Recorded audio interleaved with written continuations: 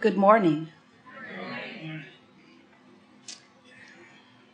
You are ready to continue our rampage of motion forward?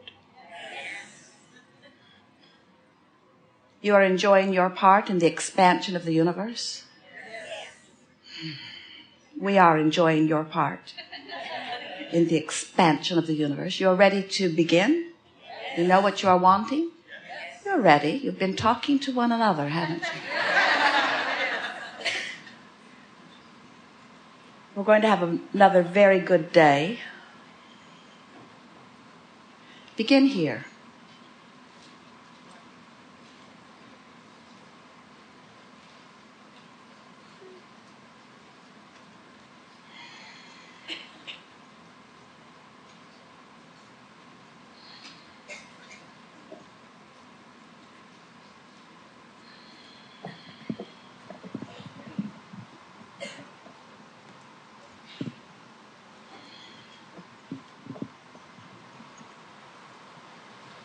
Okay, let me chew on the mic.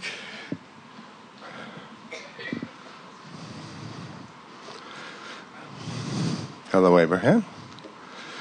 I have some interesting concepts on these vibrations and waves. I've read some books about how everything is a wave, and everything in its entirety and everything that can be is expressed in a wave in the entire universe.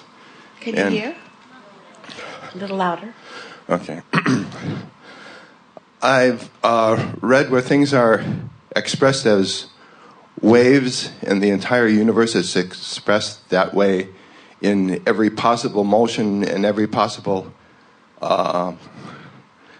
concept that we can possibly entertain, and it's only our view in the universe of these waves that makes our experience. And I'm not. It's in a book called The Holographic Universe, and scientists are using this to make really great discoveries these days. And I wondered what your position was on that, or if you believe that everything already exists and our creation just bring our thoughts about creation brings us to these waves in the universe, so it expresses itself to us. Well, we agree that everything is vibrational, and therefore everything has that wave. And we agree that on every side of the wave there is wanted and unwanted. In other words, that's the perception that we are applying to the concept of the vibrational wave relative to all aspects of all waves. In other words, when we say that even the one-celled organism stands in a place of perception and has personal, selfish preferences, that preference, that side of the wave, could not exist if that side of the wave, if you don't know what you don't want, you cannot know as clearly what you do want, and other way around. And all of that exists at the same time? Well, that's my position. Everything exists. Everything is now, because all vibrations are happening now, and all vibrations are having a relationship with all other vibrations. But the thing that must be considered before any of it makes sense to any of us is that there has to be a perceiver of the wave before it is a reality of any form, of any True. kind. And that would be my next question. What makes the perceiver? Because as I grow up, and I'm getting a little older, like most people on the stage, and I've I have.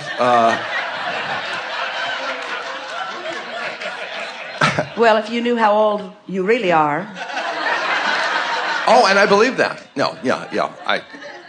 Sometimes I say to people, "Oh, I'm, 4,000 years old or something, and they, smile and walk their way.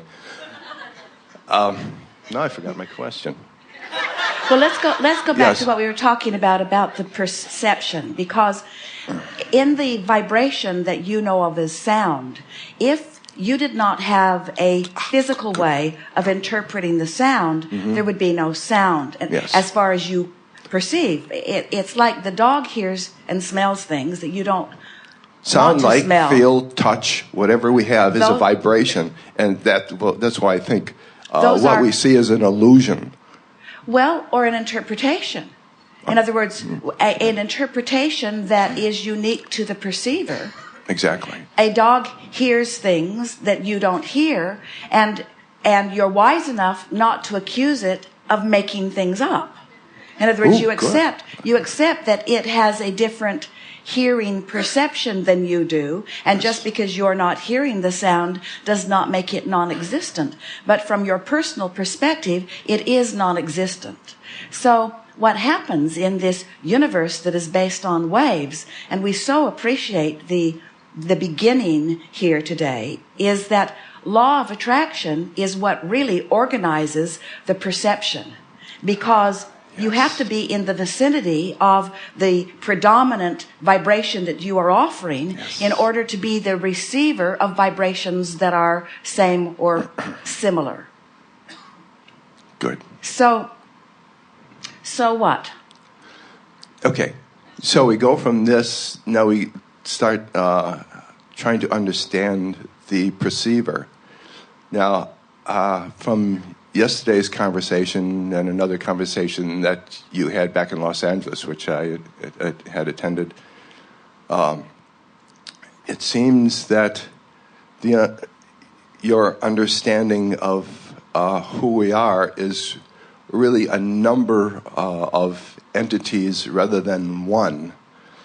And I seem to think we're kind of talking about this, and we're looking at the individuals by our perception, and we're really just part of one, which so many people call God, which I don't like to use either. But we're just the source is us, and the source just kind of became us in order to perceive and create and really know what it is and can be. What man calls source or God is what we refer to as, we acknowledge that source that man wants to call God exists. And so we're going to call it consciousness, we're going to call it source or energy. And we will agree with you, let's call it one. But then source expresses in human form. And as source expresses in human form, many perceivers come forth. Now, source is expressing in non-physical form in multiple perception also. But as far as man is concerned, it is when you are physically focused and you are translating your environment through your physical senses, you are perceiving a world and coming to agreement about that world that is really an extension of what source sees, but it is also an extension of what source is. As beings, and we're not only talking about humans, as beings are exploring contrast or variety, constantly asking for improvement. It is just the natural bent of all who exist. There is a reaching forward that source immediately became. So now, the question really worth asking here is, from a human standpoint, people will say, well, I get that there was source, my source, the source of me that existed before I came forth, so source is a good name. But once I come forth and I explore and I expand, now source that I was calling source is expanding because of something that I did here in my human form. So now who do I get to call the source? Because in your exploring contrast, you are the source of the new idea. You are the source of the further request. So then the non-physical part of you absorbs or becomes that further request. And now this entity that humans often want to call a singular God has expanded because of the diversity of that which you all are. And then from that new vantage point, more are coming forth. So it's just this cycle of life, this continuing cycle of vibrational life, of vibrational perception that is taking place.